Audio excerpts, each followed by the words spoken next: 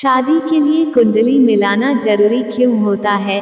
हमारे बड़े बुजुर्गों का कहना है कि शादी कोई गुड्डे गुडियों का खेल नहीं होता और इसी वजह से हमारी भारतीय संस्कृति में शादी में हर वो रस्म की जाती है जिससे दूल्हा दुल्हन की आने वाली जिंदगी खुशहाल रहे।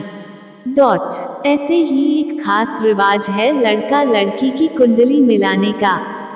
लेकिन क्या कुंडली मिलाना सदियों से चली आ रही सिर्फ एक परंपरा है या फिर इसके वाकई कोई फायदे भी हैं? ज्योतिष शास्त्र की माने तो शादी से पहले लड़का लड़की की कुंडली मिलाना बहुत जरूरी होता है।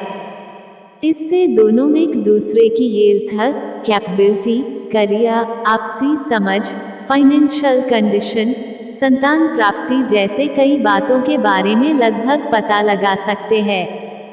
वैसे तो जीवन और मृत्यु किसी के हाथ में नहीं होती, लेकिन कुंडली के जरिए आयु का भी लगभग पता लगाया जा सकता है। कुंडली मिलाते समय जिस बात का खास ध्यान रखा जाता है वो है गुण। इसमें गुणों का मिलना बेहद जरूरी माना जाता है। वैसे तो कुंडली में कुल 36 गुण होते हैं, पर अगर किसी लड़के और लड़की के 18 या फिर इससे कम गुण मिलते हैं तो माना जाता है कि उनकी शादी के असफल होने के चांसेस ज़्यादा होते हैं। वहीं अगर किसी के 18 से 24 गुण मिलते हैं तो ऐसे में उनकी शादीशुदा जिंदगी अच्छी तो रहती है, लेकिन उसमें समस्याएं भी आती जाती रहती है। इतना ही नहीं, हिंदू शास्त्रों में कहा गया है कि कुंडली मिलाते समय जिनके 25 से 32 गुण मिलते हैं उनके वैवाहिक जीवन सफल रहता है, उनकी शादी में कोई समस्या नहीं आती और अगर आती भी है तो उससे उनके रिश्ते में कुछ खास असर नहीं होता है। वही जिनके 36 के 36 गुण मिलते हैं उनके जीवन को बेहद तकलीफों से भरा हुआ बताया जाता है, और ऐसा इसलिए है क्योंकि भगवान राम और माता सीता की कुंडली में 36 गुण मिले थे, लेकिन उनका जीवन दुखों से भरा था। इस वजह से कई लोग इस स्थिति को सही नहीं मानते हैं। दोस्तों, कुंडली मिलान के समय जो दूसरी सबसे अहम बात है वो है मांगलिक दोष। कुंडली मिलाते समय इस बात का खास ध्यान रखना चाहिए कि लड़का लड़की की कुंडली में मांगलिक दोष न हो। शास्त्रों की माने तो मांगलिक लड़के की शादी मांगलिक लड़की से ही होनी चाहिए। अगर ऐसा नहीं होता है तो अशुभ घटना होने का डर लगा रहता है, यहाँ तक कि लड़के या लड़की की जिंदगी पर मौत का खतरा भी मंडराने लगता है। इतना ही नहीं, उनके वैवाहिक जीवन में कलह बनी रहती है, मन शांत नहीं रहता और आपस में मतभेद भी बना रहता है। कई बार तो कपल को संतान सुख भी नहीं मिलता पाता। ऐसे में इस बात पर ध्यान देना और भी जरूरी हो जाता है। क्या आपने कभी सोचा कि कुंडली मिलाते समय ग्रह नक्षत्रों को इतना महत्व क्यों दिया जाता है और इसका शादीशुदा जिंदगी में क्या असर होता है?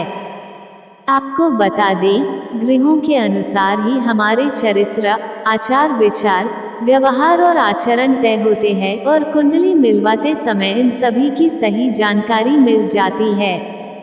इससे हम लड़का लड़की के व्यवहार के बारे में तो पता कर ही सकते हैं, इसके साथ ही हमें ये भी पता चलता है कि कौन सा ग्रह नक्षत्र आपके होने वाले पार्टनर की लाइफ को किस तरह से प्रभावित कर सकता है, जिससे समय रहते आप कोई उपाय करके अपनी तथा अपने पार्टनर की जिंदगी में होने वाली अनहोनी को रोक सकते हैं या फिर उसके प्रभाव को कम भी कर सकते हैं। वही बात अगर वैदिक शास्त्र की करें तो शादी के बाद आदमी औरत स्वाभाविक रूप से एक ही माने जाते हैं और इस वजह से दोनों का भाग्य एक दूसरे के भाग्य को प्रभावित भी करता है। ऐसे में अपने पार्टनर की जिंदगी से जुड़ी बातें पहले से जान लेने में ही भलाई है। दोस्तों, कुंडली मिलाना कितना जरूरी होता है और इसके क्या फायदे हैं ये तो हमने आपको बता दिया, पर वो कौन सी बातें हैं जिनका कुंडली मिलाते समय आपको खास ध्यान रखना चाहिए?